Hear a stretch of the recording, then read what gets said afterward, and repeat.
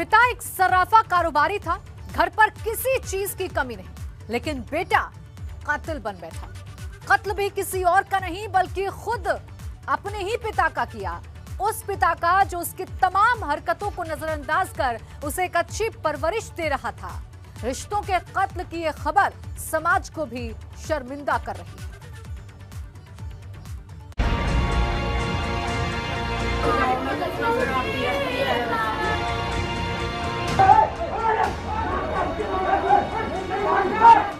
ये रोते बिलखते परिजन, खौफजदा लोग, घर के अंदर हाथों में पिस्टल लिए रेड करती पुलिस की ये तस्वीरें इस घर में पसरे दहशत के आलम को बयां कर रही हैं। इन तस्वीरों को देखकर लग रहा है कि यहाँ किसी बड़े दहशतगर्द ने आतंक मचाया है, और ऐसा हुआ भी है। लेकिन दहशतगर्दी करने वाला कोई बदमाश नहीं, बल्कि इस घर का वो चश्मो चिराग है जिसे इस परिवार ने बड़े ही नाजों के साथ पाला था। कल युगी बेटे ने पिता को मारी गोली।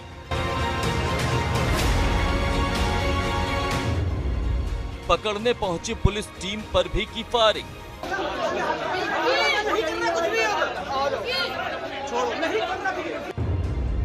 खुद को कमरे में बंद कर करता रहा गोलीबारी।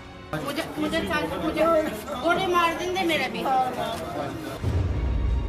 सिरफिरे ने हत्या और गोलीबारी से किया दहशतज़दा।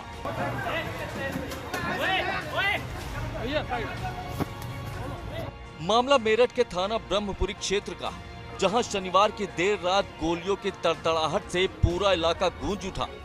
इसके पहले कि कोई कुछ समझ पाता, इलाके में रहने वाले सर्राफा कारोबारी विनोद वर्मा के घर के अंदर चीख पुकार की आवाजें आने लगी। लोग मौके पर पहुंचे तो जमीन पर विनोद वर्मा की लाश पड़ी मिली और महिलाएं दहशत और गम में चीख रही थी। लोग विनोद वर्मा को लेकर अस्पताल पहुंचे, जहां डॉक्टर्स ने उन्हें मृत घोषित कर दिया। इस लड़के ने जो है शराब के नशे में अपने पिताजी को गोली मार दी, ये हुआ और क्या है। और अब भी नशे में है, अब भी अपने कमरे में बंद है। क्या फायरिंग कर रहा है लगातार?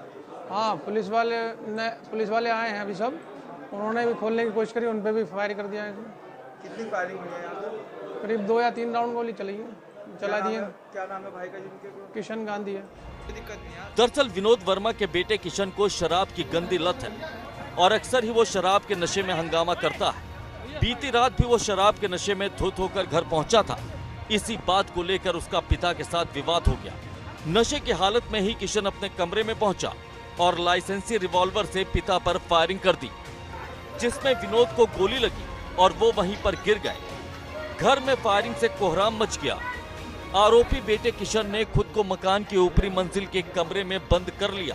लोग जब आरोपी को पकड़ने के लिए उसके कमरे की तरफ बढ़े तो उसने उन पर भी गोलियां चला दी। दहशतगर्दी की इस खबर के बाद मौके पर पुलिस अधिकारी फोर्स के साथ पहुंचे।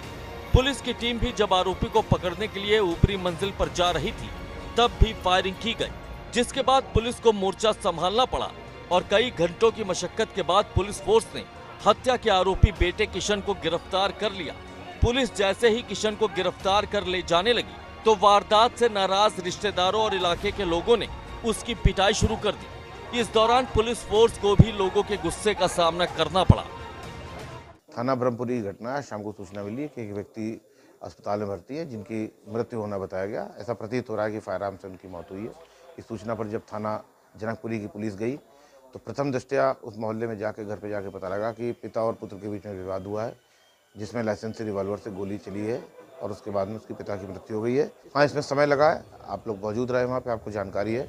उसमें समय लगा है क्योंकि बताया जा रहा है उस युवक के पास में एक लोडेड वेपन भी था, तो पुलिस को जो है अपनी और आसपास जो लोग मौजूद थे उनकी रक्षा भी करनी थी। उस सब के तहत फिर जो है रणनीति बनाते हुए और इस पर जो है कार्रवाई की गई है। उस व्यक्ति को जो है मौके पे जाने की कार्रवाई की गई है। परिवार पर तो एक साथ 2 गमों का पहाड़ टूट पड़ा है। एक तरफ घर में पिता की लाश पड़ी हुई है, तो वहीं दूसरी तरफ कत्ल का आरोप भी घर के बड़े बेटे पर है। इन हालातों में परिवार ने अभी तक पुलिस को अपना बयान नहीं दिया है। पुलिस को इंतजार है परिवार के बयान और तहरीर का, जिसके आधार पर वो पिता के कत्ल के आरोपी बेटे के खिलाफ कार्रवाई कर सके। मेरठ से सुधीर चौहान के साथ ब्यूरो रिपोर्ट, एबीपी गंगा।